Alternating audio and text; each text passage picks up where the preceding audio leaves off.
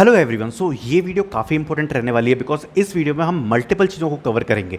मतलब जो multiple mass hiring companies है लाइक इन्फोसिस है, टीसीएस है, उनकी काफ़ी सारी हायरिंग्स आपको देखने को मिली होगी। बट अभी जो चीज़ है वो ये है कि ऑलरेडी जॉब मार्केट जो है वो पहले से काफ़ी ज़्यादा बेटर हो चुका है एंड अभी यहाँ पर चांसेस और ज़्यादा बढ़ गए हैं हायरिंग अपॉर्चुनिटीज़ के। सो आपको एक चीज़ क्लियर रहनी चाहिए कि कौन सी हायरिंग्स कब आ सकती हैं और उनमें कौन कौन से बैचेस एलिजिबल होंगे। लुकिंग फॉर करंट सिनेरियो, देखो सबसे पहले जो सबसे इंपॉर्टेंट चीज़ के बारे में हम डिस्कस करने वाले हैं वो है इन्फोसिस।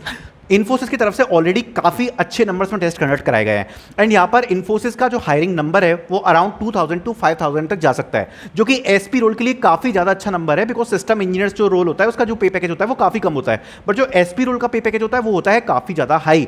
इसलिए मैं आपसे एक ही चीज़ रिक्वेस्ट करूंगा कि जब भी एसपी रोल के इंटरव्यू आए, और जैसा मैं ये चीज़ ऑलरेडी बता चुका हूं कि एसपी के इंटरव्यूज आने में थोड़ा सा टाइम लग जाता है, आप लोगों ने उसका टेस्ट दिया होगा, पूरा अपना 100% देना बिकॉज बाकी कंपनीज से ये चीज़ काफ़ी ज़्यादा बेटर हो जाएगी अगर आपको कोई अदर ऑफर नहीं है तो, because SP is a very good role in Infosys and आपकी कैरियर ग्रोथ के हिसाब से भी काफ़ी ज़्यादा अच्छा रहेगा। एंड अभी आप देख चुके हो कि 2024 बैच के लिए ये वाली हायरिंग ऑलरेडी आ चुकी है। नॉट टॉकिंग अबाउट दिस के इससे पहले वाले भी बैचेस हैं और आगे वाले भी बैचेस हैं, तो जो भी 2024 के पहले वाले बैचेस हैं अब यहाँ पर उनका चांस नहीं है बिकॉज इन्फोसिस की जो फ्रेशर रिक्रूटमेंट थी यही लेटेस्ट वाली थी एंड इसके बाद अब चांसेस नहीं है कि पहले वाले बैचेस को यहाँ पर इन्फोसिस रिक्रूट करे।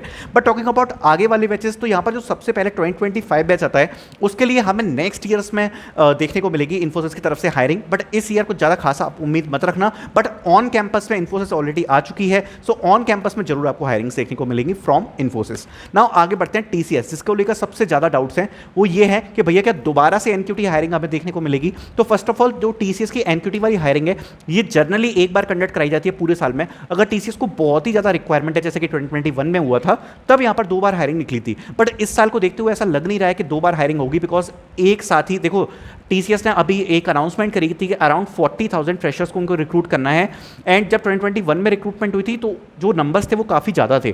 तो हुआ क्या था कि तब वहाँ पर 2 टाइम रिक्रूटमेंट निकली थी, बट इस ईयर यहाँ पर एक बार ही यहाँ पर ये हायरिंग जो टीसीएस एनक्यूटी की आप लोग दे चुके हो वो वाली हायरिंग रहेगी एंड उसके बाद जो अगले नेक्स्ट ईयर आएगी उसमें 2025 बैच एलिजिबल होगा।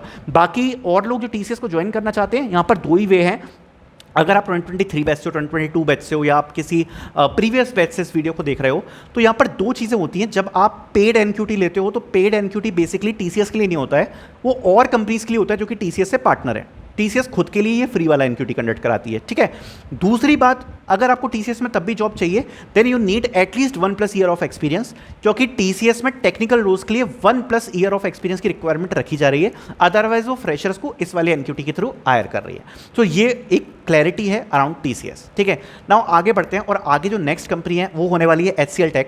Now talking about HCL tech, so HCL tech की तरफ से भी बड़ी अनाउंसमेंट है कि इस साल 10 to 15,000 फ्रेशर्स को हायर कर सकती है। बट जो अप्लाई करने का तरीका है एचसीएल टेक में वो बहुत कॉमन है कि आपका एक ही एप्लीकेशन फॉर्म जाता है और उसके बाद वो जनरली जीटी मतलब ग्रेजुएट ट्रेनिंग के लिए रीच आउट करती है, जो कि एक ज़्यादा रिलेवेंट पोस्ट नहीं है फॉर बीटेक ग्रेजुएट्स, बट 1 से 2 बार जीईटी के लिए भी उसी एप्लीकेशन फॉर्म के थ्रू हायर करती है, जिसमें सबसे पहले आपको आपके ईमेल पर एक मेल आता है फ्रॉम रिक्रूटर, वो आपको एक गूगल फॉर्म देते हैं जिसमें आपको वो इंटरेस्ट गूगल फॉर्म भरना पड़ता है एंड उसके बाद वो लोग आपके शेड्यूल करते हैं इंटरव्यूज़ को। तो ये एक पूरी प्रोसेस रहती है एंड इस बार एचसीएल टेक की तरफ से काफ़ी बड़ी हायरिंग आने की उम्मीद है कि काफ़ी सारे बच्चों को आएगा, क्योंकि उनने स्पेसिफिकली अपने ऑफिशियल पोर्टल से भी इस चीज़ को अनाउंस किया था कि फ्रेशर्स के लिए बड़ी हायरिंग यहाँ पर होने वाली है फ्रॉम एचसीएल टेक। सो या तो अगस्त में या फिर अपकमिंग मंथ्स में, क्योंकि रजिस्ट्रेशन ऑलरेडी उन लोगों ने ओपन कर रखे थे, हमें डेफिनेटली काफ़ी बड़ी हायरिंग देखने को मिल सकती है from HCL tech. So you can be ready for this and उसमें 2024 2023 बैच भी एलिजिबल हो सकता है। Now talking about Accenture, so Accenture की ऑलरेडी हायरिंग्स काफ़ी टाइम से चल रही हैं, बट द प्रॉब्लम इस जो प्रोसेस है वो काफ़ी स्लो है, जो रिजल्ट है वो प्रोसेस भी काफ़ी स्लो है। तो देखो एक्सेंचर एक ऐसी कंपनी है कि जब नेक्स्ट ईयर भी 2025 में हायरिंग आएगी, जब उसकी हायरिंग से स्टार्ट होंगी तो उसमें प्रीवियस 2 बैचेस को एलिजिबल रखा जाएगा एंड इवन इस बार तो 3 से 4 बैचेस को एलिजिबल रखा गया है हायरिंग में, ठीक है।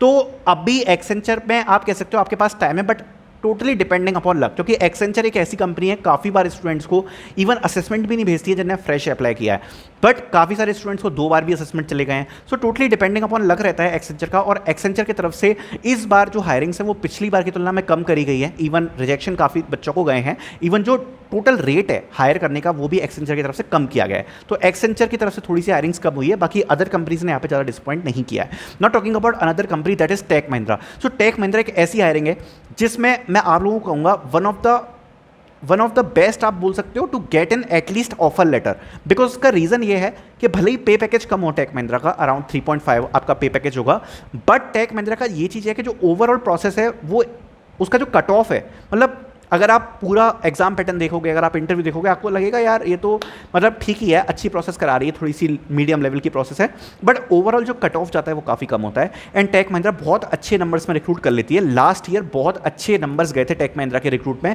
एंड सबसे बेस्ट चीज़ जो ये थी, अगर आप आज की डेट में देखोगे तो कोई भी बच्चा ऐसा नहीं है जो ऑफ कैंपस से हायर हुआ हो और उसको ऑनबोर्डिंग ना मिली हो। अगर 2-4% कोई मिल जाए तो मिल जाए, एक्सेप्शनल केस होगा, बट मैक्सिमम जितनी भी बच्चों की हायरिंग हुई फटाफट से उनको यहाँ पर ऑनबोर्डिंग दे दी गई। So this was the best thing about tech Mahindra. और टेक महिंद्रा की तरफ से हायरिंग्स आ चुकी हैं ऑलरेडी, आपको पता ही होगा, रजिस्ट्रेशन ओपन हुए थे 3 दिन के लिए। नेक्स्ट वीक से हमें डेफिनेटली टेक महिंद्रा की तरफ से काफ़ी बड़ी हायरिंग्स देखने को मिलेंगी। So this is a great news, you can try to get a job definitely from this, and within 1 month आपको ऑनबोर्डिंग भी देखने को मिल जाएगी। बाकी टॉकिंग अबाउट कॉग्निजेंट, तो कॉग्निजेंट का जो सीन है वो ऐसा रहने वाला है कि कॉग्निजेंट में जो CIS रोल है उसको अभी तक लगातार कॉग्निजेंट हायर कर रही है। एंड अभी रिसेंटली में काफ़ी सारे बच्चों को असेसमेंट्स वगैरह गए हैं, उसके अभी आगे मूव नहीं करी है कॉग्निजेंट, बट उन्होंने 2024 बैच के लिए एजेंसी की हायरिंग निकाली है। इस बार कॉग्निजेंट की हायरिंग उतनी ज़्यादा नहीं होंगी ऑफ कैंपस में।